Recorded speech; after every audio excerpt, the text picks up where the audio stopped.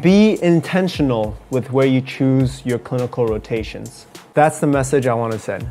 Clinical rotations, also sometimes known as clinical affiliations, are chunks of time in the PT program where you actually go out and practice the skills as a PT. So during clinicals, you're still a student and you're working under a clinical instructor. The clinical instructor is responsible for managing you and helping you to become an entry-level physical therapist. And to be honest, I went through my clinical selection process without much thinking. Back before I went on this clinical selection process, I saw it as a continuation of school. It's just like a longer practical that you have to get through. Because even though we're working full-time, we don't get paid. Basically, we're just going there, putting the hours in, and just getting it done. I thought real life happens after getting that DPT license.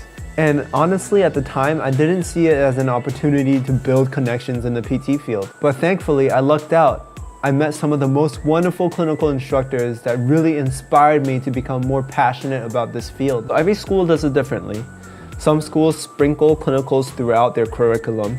So you have classes and then you go on to clinicals, you have classes and then you go on clinicals. Some schools like Northeastern, we have classes all the way through and then you do clinicals at the very end. Some schools allow you to choose the exact clinic or hospital or setting that you want to work at. Some schools like Northeastern only allow you to choose your location of where you want to do your clinicals at. So I think it'd be helpful to know beforehand what your clinical selection process is like so you can plan ahead. So at Northeastern, we were only allowed to choose our physical location. Us as students, we're responsible for finding housing and finding transportation. A lot of my classmates went home and commuted to their clinical sites. Some stayed local in Boston. Some did some more soul searching and they went to places that they've always wanted to go. So for me, I was already living in Boston, so I picked Boston, and I've always wanted to live in New York, and I had family in New York, so I just picked Boston and New York. And I don't own a car, so both places worked out very well because they both have public transportation. So I want to highlight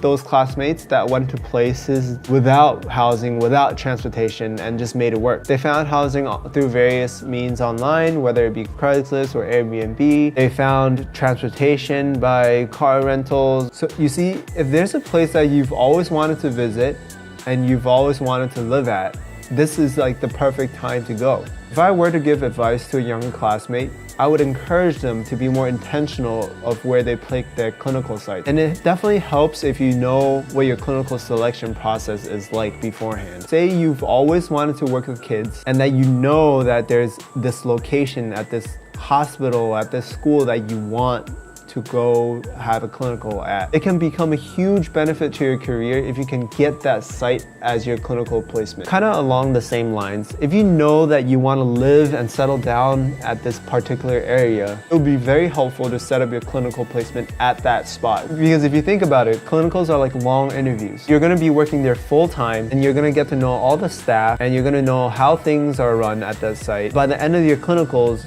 you're practically working there. So if you're willing to learn, you do a good job and people like you, that's going to be a huge advantage for you when you start looking for jobs. Because at that point, you already know how things are run and you're pretty much a trained therapist already. And to hire you versus hire someone completely random off the streets, you're gonna have a huge advantage because you're already trained. You already know the culture there and you already had a taste of what it's like working there. But it's also important to realize that it goes both ways. So it's not just them interviewing you, but it's also you interviewing them. And maybe what you thought was going to be your top choice isn't anymore. Maybe you decide to specialize in something else completely. Maybe not working with pediatrics anymore and you want to go to a hospital, or you want to go somewhere else completely different.